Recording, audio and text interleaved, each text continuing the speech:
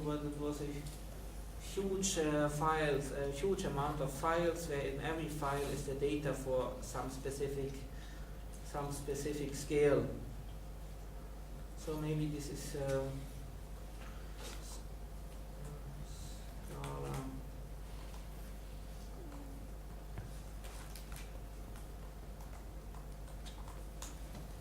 Find the Scala homepage. Scala is some.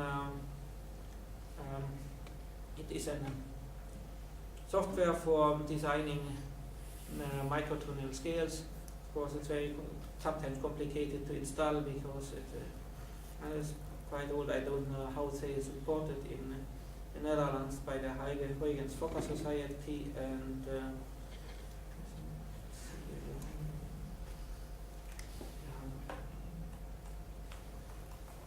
yeah, so download the Scala archive. Yeah, scales. Zip scales. So let's download it. So download. Okay, is it? So STL. Okay, I don't know. So let's see. The folder has. Okay, the folder is not so large, but they all are text files, 1.3 mega. But of course, if you see here, these are all possible scales what a composer could choose for himself or herself. So of course, it's the first thing. Oh my God! And but of course,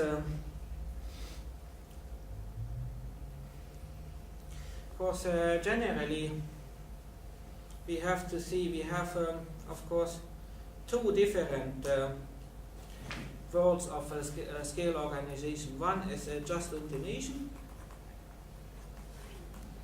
It is more or less it is based on integer ratio pitch organization, so that we have something like 5 divided by 4, what will be if we create frequencies from that, like 500 Hertz by 400 Hertz, it will sound as a major third, and so on. And there's a lot of, and of course, if we use harmonic spectra, then of course it sounds ideally consonant. But of course, problem is of the transponability, and the other world what can be used, and sometimes the words are matching, like we have just these just intervals as an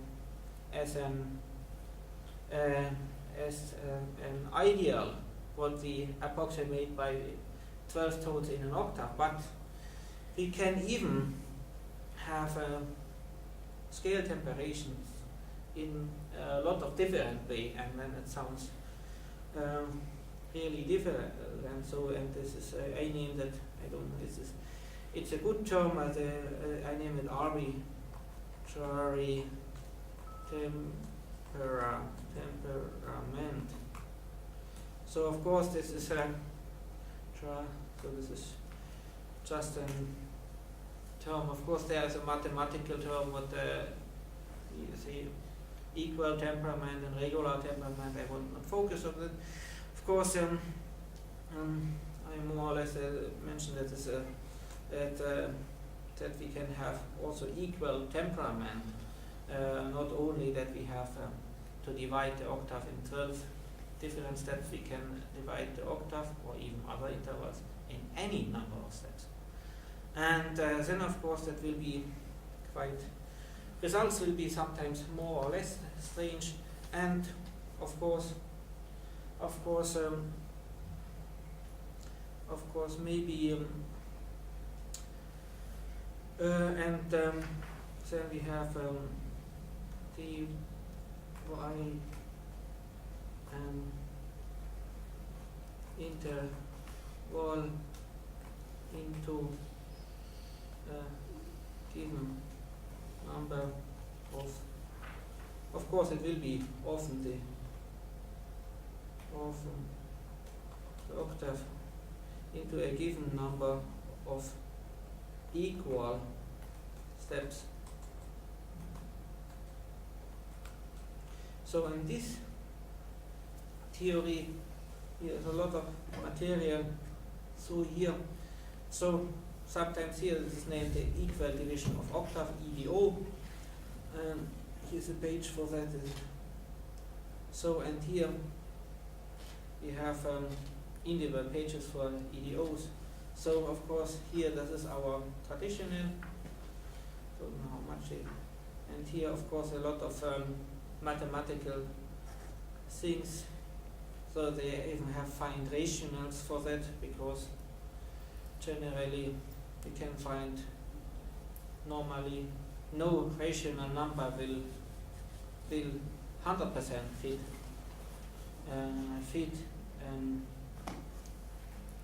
temperate pitch, because they are so-called irrational numbers and they can never fit, but they have here found something what's quite good approximate. Then we have here some conception of course of conception of Monzo is something interesting, that we have vectors of how we derive for instance this interval 81 by 80. What we have here is the syntonic comma, so that we have we go 4/5 down, 4 major thirds up, and 4 octaves down, 4 major thirds, 4/5 up, and a major third down. So that is coded here. So it's a useful thing, but you have to learn to use it. It is something related to this concept of prime factorization, that you can every arbitrary number you can describe as a multiplication of a certain number of prime numbers. So that is coded, and we can express that here. And of course that if we this is like an exponent, so if you multiply 3 by 3 by 3, this is of course 3 power of 3, and then we write it here only the 3. So of course it's a little bit maybe too much for whom he has no deal with it to operate now with this Monzo numbers, or this prime factorization vectors. So, but of course here, and of course here is maybe this is the most reliable for getting an overview. Here is the describe the scale, and then we see here what are just in tone ratios, they are close to it. And of course we can, I want to look to another, maybe, of course there are even a lot of scales are used by composer between 12 and 24. Of course 24 EDO, this is the quarter tone scale, of course. Quarter tone scale may be the most useful practical thing if you divide traditional 12 tone equal temperament scale into if you divide in a half tone step into 2 steps, then of course you can use 2 regular pianos and 1 tune quarter tone lower, and then of course with 2 pianists you can do things like that. Of course for me it's not like a quarter tone system is not ideal, because on the one hand it sounds even like our traditional system, a little bit strange, and I think there are of course other scales, they are for me personally more interesting. And of course from all these huge universum of different scales. There of course are every time scales. They have a better approximation to just intonation, and they have not so good approximation. So, and of course one of this is the 19 EDO. Now, if we divide the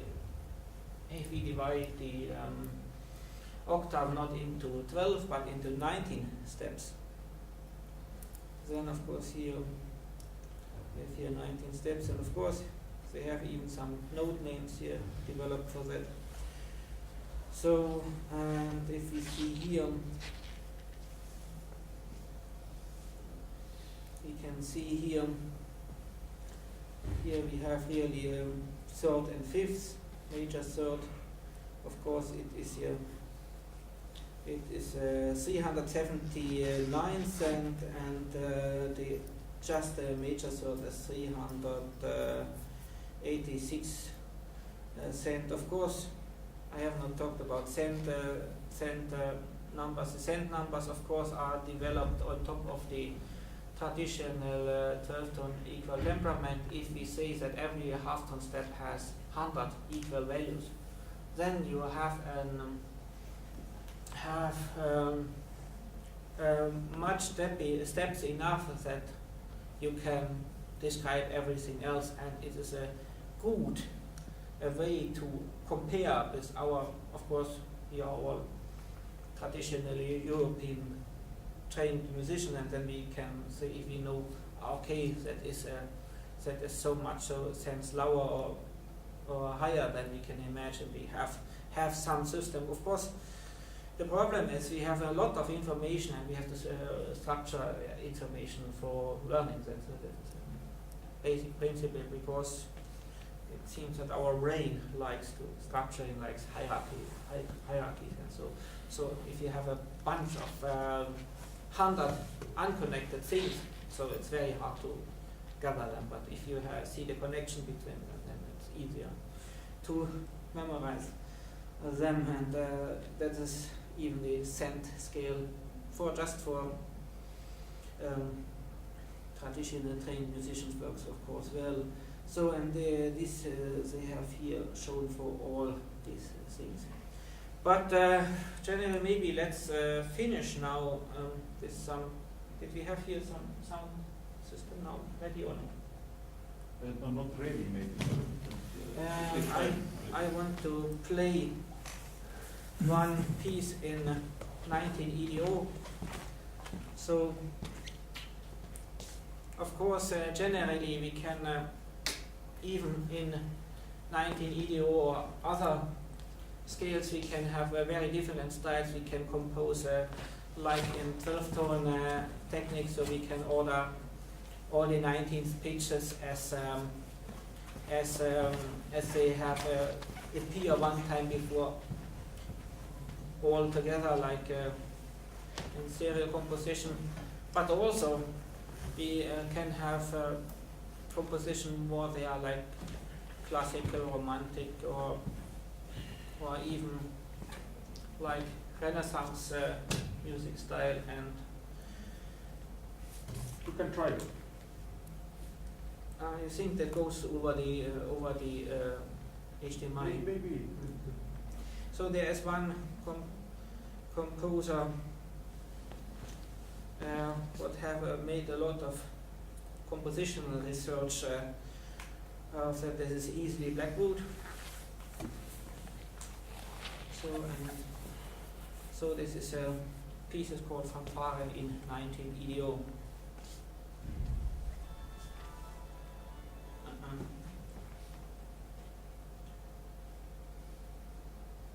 Kas see ei ole see juhe või?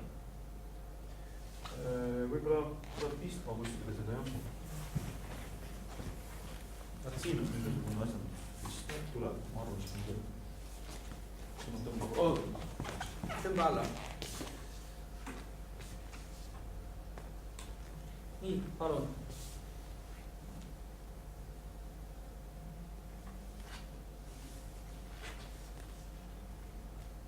Peaks mängiva? Mängib.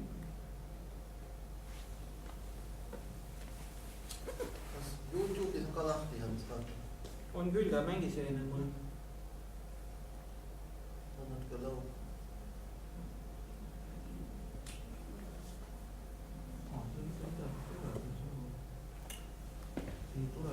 Tuleb sisse lülitada jällegi. Oota, ma stopin enne, kui hakkab lõugama. Ma arvan, mis see on see basiin, või kus on siin on aktiivne? Ei, need on aktiivikad, need on ikka need samad. Kas mõlemad on mõlemad on sees? No, see on sees. Vaatame, mis siin toimub. Midagi. Põhimõtteliselt on see, et siia tuli, aga siin võib olla äkki mingi muud alla võrdud. On CD, ei arvuti, on. Siin tuleb. On, aga noh, see oli enne peal, sa võid korra lasta, praegu käib. Ei käi. Nii. Okei, tuleb. Paneme algusesse.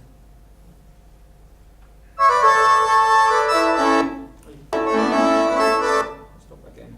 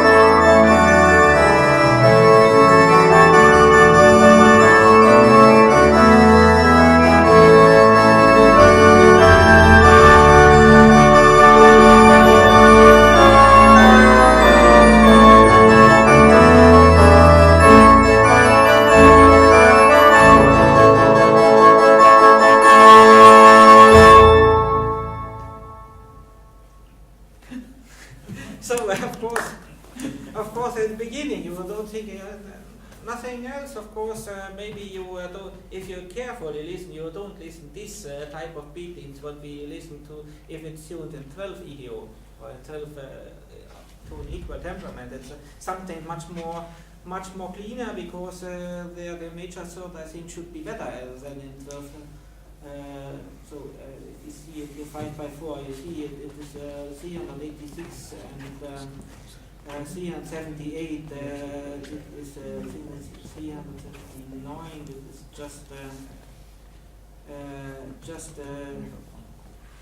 just 6 cents deviation, but in equal temperament, in 12 tone equal temperament, we have 14 cents difference. So it's Paul. Hans, one of the problems that I've always had with Blackwood's music is this kind of dissonance between his use of octave divisions and this kind of style that he decides to write in, which is in this case clearly a kind of Renaissance fanfare. And so my ears are trained to expect some certain kinds of sonorities based on my experience of this sound. And yet when Blackwood turns to these tunings, it just sounds wrong. And I'm wondering, what are the advantages? Why would he choose such a style? Yeah, it's exactly the question I have by myself also. Of course, I will say I am not interested to write an Renaissance music in microtonal. Yeah, I mean, many people have said that this was actually Schoenberg's problem, that he turned to the 12-tone system but wrote in kind of what they call archaic forms. Yeah. And so how do we reconcile a kind of new sonic vocabulary with sort of very old wine bottles? What are we hoping the common listener or the average I think listener? that is, of course, that is the challenge. And it's a challenge in the moment I have no clear answer for that. Because generally if I have experimented with another scale, this Ball and Pierce scale. It's, of course, it takes not the octave, but the octave plus fifth, and divides in 13 equal steps, and then we have a smaller step of 3/4 tone, what is even a strange interval, and experimenting with that. I first tried to use it, and of course it is. I think it is possible to use it like a 13-tone row. So serial composition techniques. I think they, of course, because the serial composition technique is maybe not so fixed to a specific style, or there's a lot of different. Or today we have a huge diversity. So serial compositions of Schoenberg or of Webern are of course completely different from that what has done Stockhausen, or from this serial more further development of serial thinking, like we have it in, for instance, Gottfried Michael König, or generally to go into more wider terminology that we have algorithmic thinking. So, but of course, if you use instead of 12 tones, 13 tones in an interval of the 12th, of course, the result for me was not so different as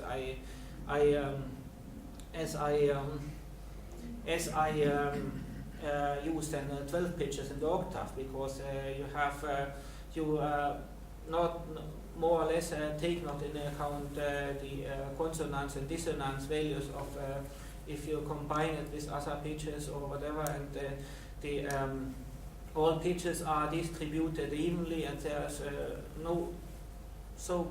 for me so much difference between a 12-tone EDO and the Ball and Pierce, for instance, and I have not tried it in 19 EDO, but I think the result will be quite similar, and maybe this is something similar that we say.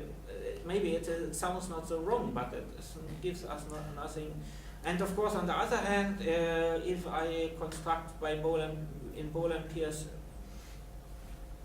chord progressions, then of course we can say it is sometimes it sounds like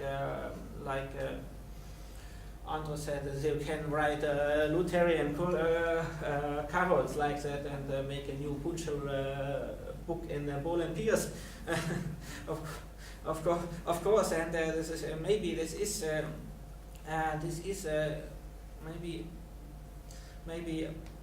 a problem. So this is maybe this ideal, or this ideal and historical dissonances what we have, and generally I cannot say it's for this Blackwood it sounds wrong.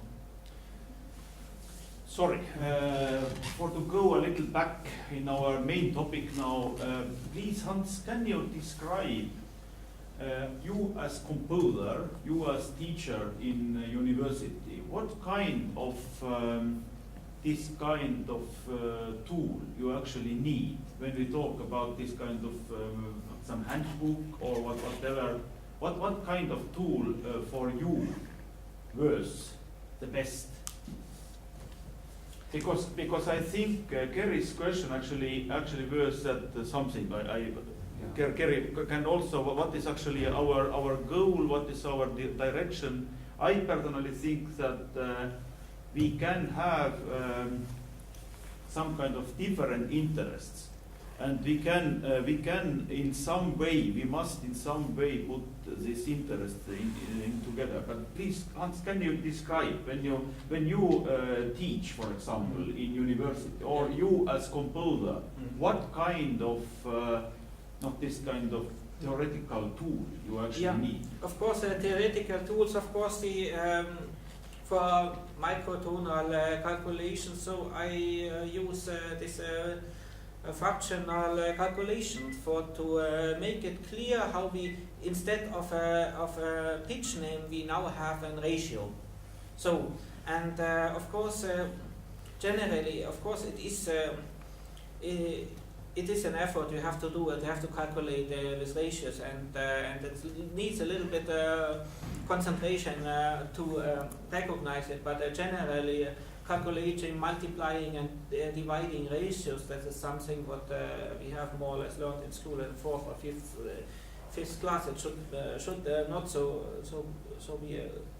And this is as a theoretical tool, and even on the other side we have the sense scale as another theoretical tool, what we can compare with the 12 tone equal scale what we know, and then because as what we want to arrive, we don't do mathematics for mathematics.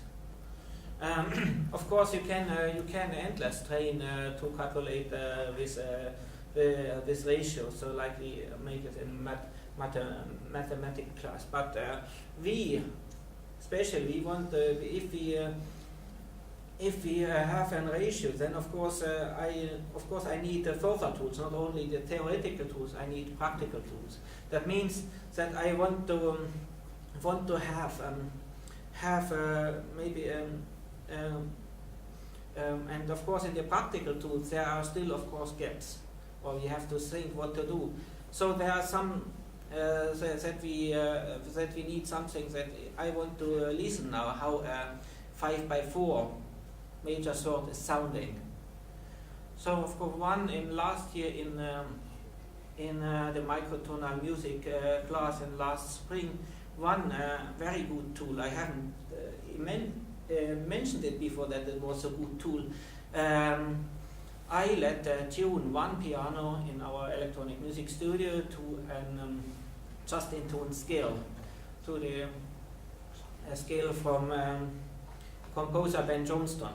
And there was a lot of this more or less simpler ratio intervals in the scale, and I could go to the piano and play, okay, this is the clean major triad, this is this interval we have. We have the we have the 7x4 minor 7, but really is very unfamiliar, and I could demonstrate on the piano the pitches of the overtone series up to the, I think, the 16th partial or 17th already, and then of course electronic tools. Of course, there are of course different things. I come from. Of course, I have a lot. Many times ago, I have dealt even with electroacoustic composition and live electronics. And for me, one of the most reliable tool has been the interactive programming language Maximus P. And for instance, here I have made, of course, it looks inside like this, so we have cables, you combine it, and I can here put an arbitrary ratio, for instance, this minor 7s, so, and it calculates for me the sound. Can you play also this? I cannot play it. Okay. This is, of course, that should be the next advantage to make it playable. So, of course, there are tools. There is a just intonation toolkit. This GI toolkit So even, I don't know if I have it here. I think I have it not anymore here, but there is it's even GI toolkit is made with and they have of course I have other tools if I see that here. So what is when we want to listen, so then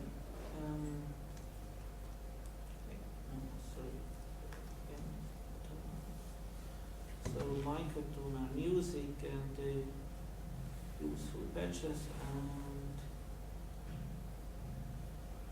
of course I have here this here. So of course this is the honey-part theory. I haven't mentioned it yet here. So Parch is building these diamond-shaped organizations. So and here I should have and here this is switch on sound and yeah. And here, of course, this is mapped to. These are describing pitches, not Can you check sound now? Okay, fine.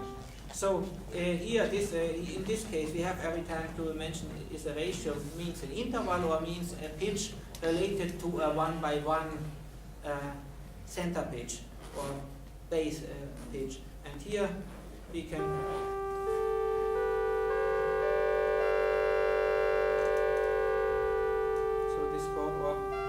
here we have the 7x1, or then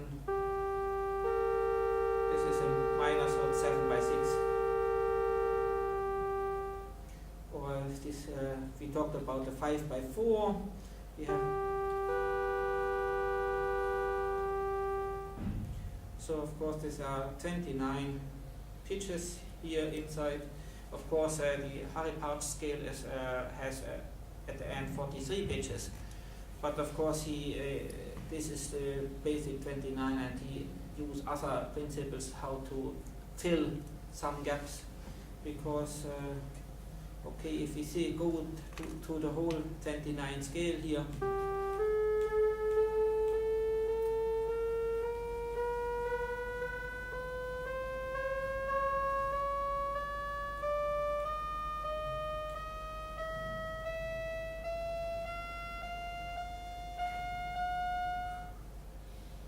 octave is missing, but it was just before the octave, the 11x6 in here.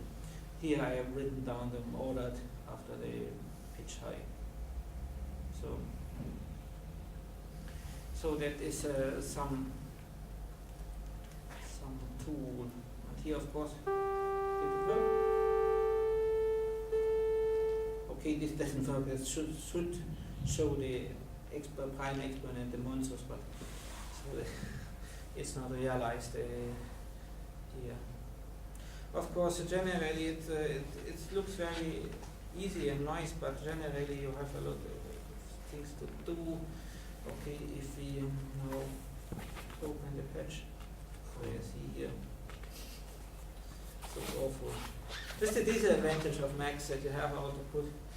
Okay, you can do send and receive objects, but there's even a waste amount of things you have to do here. But okay, the alternative is to use some languages like Python or what I don't have learned. And maybe Giovanni is more the coding guy, and he will do maybe 50 lines and will do the same thing I have done here with maximum speed. And sometimes this is like the Super Collider. They will code 20 lines and do things what I have to patch 3 days. It's amazing. So, but of course, then you have more prepared things what you combine, and of course, here sometimes you really started to do really on the core level. So that about the practical tools, because on the one hand, I think in a certain way we have to learn mathematics to get an imagination of the inherent structures of it.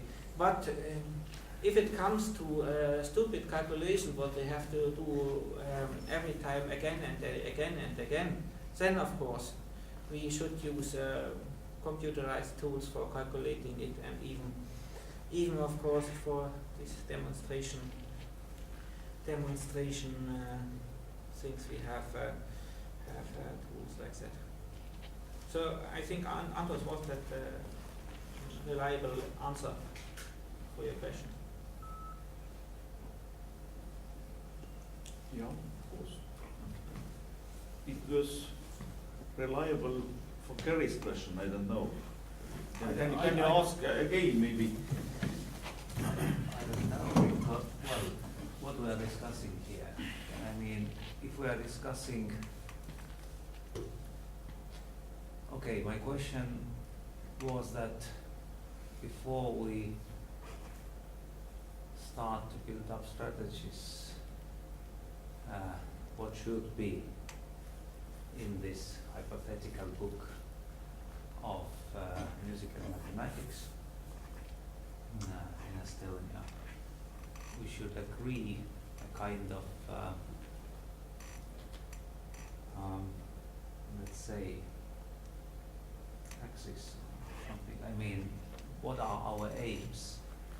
Because I mean, if now it seems that because Hans didn't answer what he needs, I mean, as a kind of, I mean, what should be in this hypothetical book of mathematics, because what he needs are different practical tools in the internet or in different places. Does this Wikipedia show which tunings are? But actually for me it's a bit unclear. I mean, yes, we all use different tools in our work as well, but I mean, if our discussion is about music and mathematics, and well, I don't know. For me, I mean, it wasn't answer. I mean, what knowledge should be available for, let's say, university students in Estonia in this hypothetical book, and how it would help them to understand something about music or. But anyway, even this is rather, I mean, a specific question. I would still start with the overall idea why we need this and what is the purpose of compiling such a book. But, well, I don't understand now. I'm quite confused. Yeah. Before Paul, there was on the right side here. Yeah. Does this Wikipedia show which eidos or tunings are more closely approximating the harmonic series, the natural? Yeah, of course, there's a lot of information about that, and maybe here this table-like things here can you visually see it? That, for instance, if we have here the 19 EDO, then we can see here at 14 by 13 has a very good approximation. The gray lines are the steps of the temperament, and the colored lines are intervals we derive from rational calculation, or it belongs to the harmonic partial series. And so the closer it is to the gray line, the better it is represented by this. And if you read the articles about every EDO scale, then they tell it in the text. So, and Paul? I think Andrus's and Kerry's question is absolutely essential for understanding why do composers or creative individuals turn to mathematics. While I do appreciate microtuning, and I know that there is a rather sizable audience for it, I think most beginning composers would not move towards microtonality first. It seems to me that it's a bit esoteric still.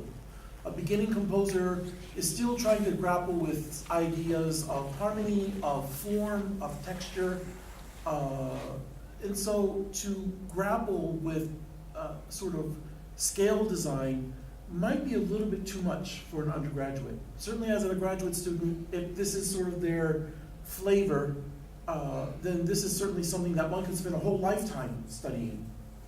So I think, to me, it seems, what are the practical applications a beginning composer would want when turning to mathematics? What are the tools that, say, a sophomore composer would want to turn? Why would I turn to mathematics? What does mathematics give me as solutions to my compositional problems? Or by what way can mathematics ignite my imagination for music? And certainly, of course, alternative tunings is a great place for exploration. But most of the composers that I have taught and trained, they are not looking for minority audiences. They're looking for, sadly, a lot of money and popularity and fame and symphony commissions. And that's not going to happen when the language of the music is refined or esoteric. I think what is here, we have also discussed, partly discussed with in Finland. So there, somebody said he mentioned that this xenharmonic wiki is quite esoteric. I didn't find where is the esoteric part. Maybe I have a different understanding what is esoterics. So, of course, there is a lot of things what is not explained. So, if they use names for the scale like porcupine, and so there they said it's from one piece. So there is a whole system of terminology what we don't know from where it comes, but it is. But of course, it is pure mathematics what is here described, and it has nothing to do with religion. So then I think it is not. You know, there's a whole sort of subculture of dance music that deals with the called IDM, intelligent dance music, or even a genre called math music, where these ensembles, these bands, these composers are actually using mathematics to design their dance music. Yeah. Which to me seems pretty amazing. Yeah. So there is an interest for mathematics in composition. The question is, what do you present to the beginner composition student? What do you give them on a sample so that they can kind of grow? But I think I see no problem to give present alternative tunings to beginners. Generally, I can present it to school kids. I think there are more harmonic functions in the scale when there are more notes, more intervals, and that means there's more functions. Obviously, that means there's more sounds. Yeah, of course. The scales we have to see to explore what the harmonic functions are, how they are, and of course what chords we can do if, for instance, if you have a scale where you have like in Poland Pierce, you have no good sixth and no good octave, and of course if it's not good, then it's not essential for the scale. And I have in my compositions, I avoid more or less these intervals and focus on that intervals for that the scale is mentioned. So I take the scale as a given construction and see what is the good features and what is the not so good features. So of course generally in 12-tone equal temperament we don't use the 7/4 minor 7 because it is not good, and it is of course a tradition to not use this interval or use it only in special cases when you have a long chord and you say to the musician or tune the seventh a little lower than we of course one thing is the approaching some intervals even with not so good suitable scales, of course. Of course, you think but there is just a wide field of things what could be explored, and this depends from the individual preferences of some composer. Just one more question, and I promise to be relatively, and I'll be quiet. In equal temperament, is there such a thing as consonance and dissonance? In equal temperament? Yes. I mean, in this alternative tuning systems, is there a concept of consonance and dissonance? The concept of course, the concept of consonance and dissonance, of course, it is not in the equal temperament. Generally, the concept of consonance and dissonance, as more or less we have it agreed nowadays, is that we have is a perceptive conception. Of course, there is this quite, for me, complicated to read book by James Tenney, a history of consonance and dissonance, and he had, I think, was five or six different conception of consonance-dissonance relation, and most of these relations, they of course have musical, structural, and historical connotations. As we say, the fourth is dissonance has been soluted into consonant interval, like a third or fifth or whatever, and or this harmonic consonant treating where we are inside a cadential or inside a cadential harmonic system, and we define consonance and dissonance. Of course, there's every time implications, because it seems that of course, to describe these complicated beating patterns, there are a lot of possibilities how they will appear, and that sometimes collides with practical or constructive features, and then we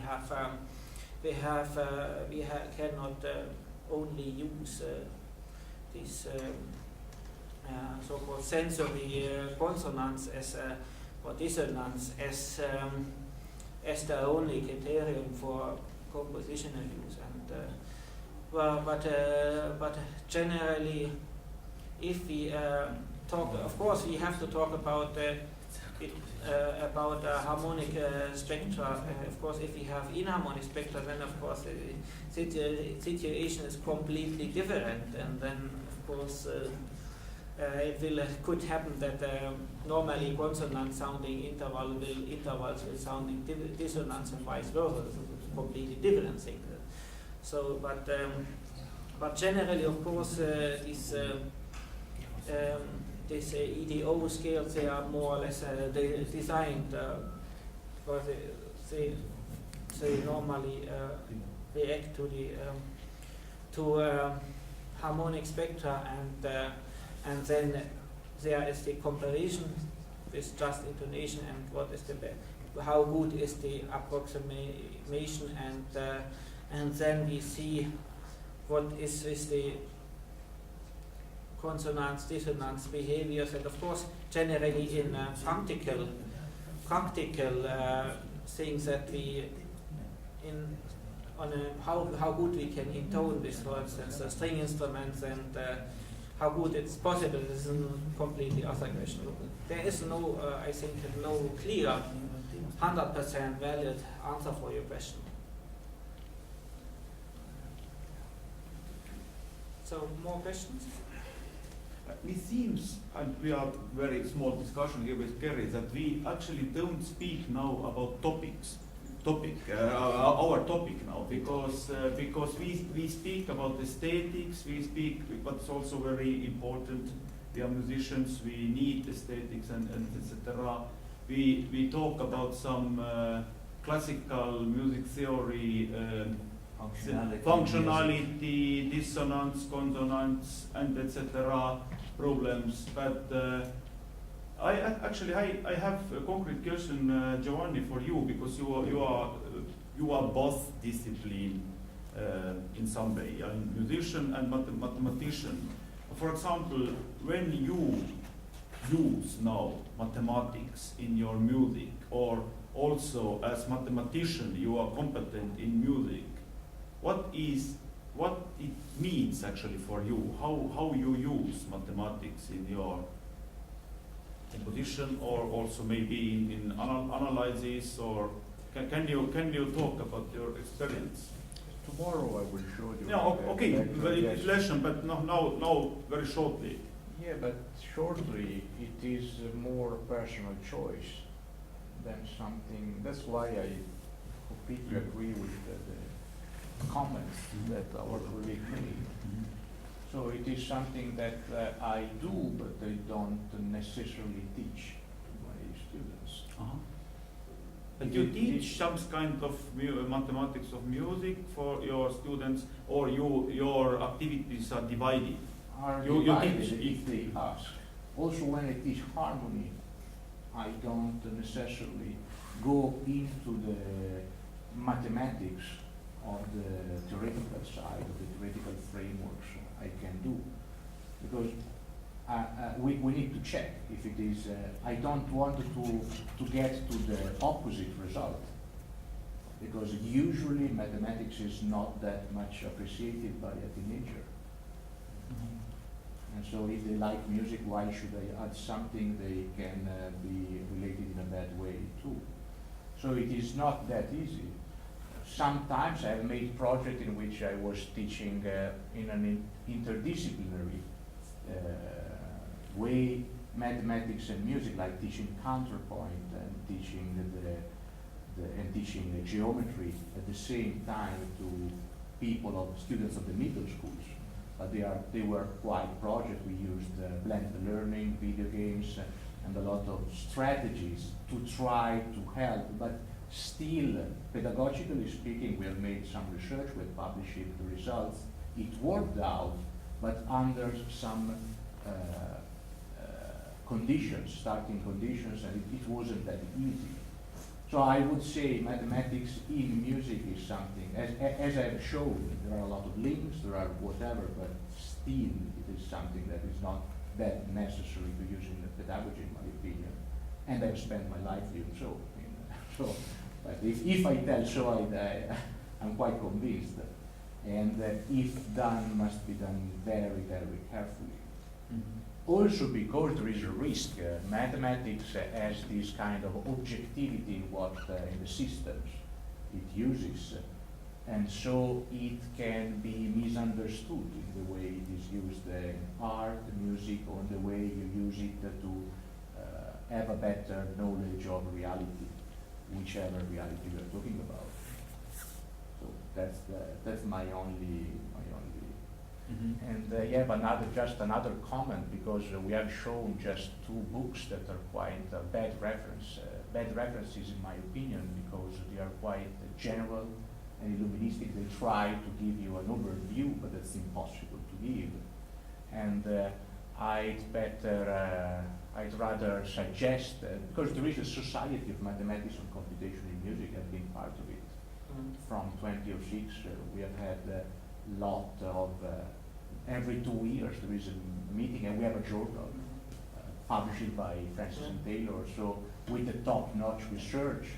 And on those articles and their bibliography, one can go into the real, actual and contemporary matters of mathematics and music. Those books are just, they both started, by the way, as a project, as a personal project on a website. And then the authors used them to make a career in the academy, but I have a not so good opinion about those. So also if we want to give an overview, to be into the topic, being all professors or lecturers or whatever, we should, for sake of good knowledge, take advantage of the good research and of the real topics. That's my only other comment about it. I guess the both books are not ideal, and it seems that in general these issues about pitch class set theory, they strive it a little bit, or there's really no deeper, I think, in both books. And, but also pitch class theory is just a little branch inside the vast sea. But of course, generally, if you think about the Society of Mathematics and Music and of this conference, of course, this is of course the state of research in the moment. And yeah, but it's a good idea to just look what we are talking about. There yeah, is I now, can look, for example, there is a new branch about the mathematics of the performance itself. So we are not teaching necessarily to composers. Not so many students will become or want to study composition. So you can analyze problems related to the performance, to the idiomatic way of playing an instrument from a mathematical point of view as well. There are so many things. If we show these things, we risk, in my opinion, to show something that is not the actual What is not relevant, topic, actually. is not that relevant or that useful for students. So as a pedagogue, my issue would be to be useful for a student. But of course, there is a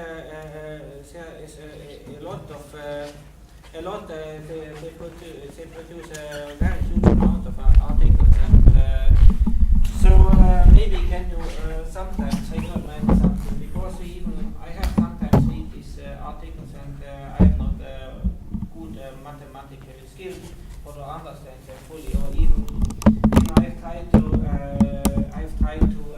start to read the book of David Lewin about the transformational theory, and you can understand the book only if you already this way of thinking you go within, and if you lose at some because you don't understand some step of this way of thinking, then you are lost.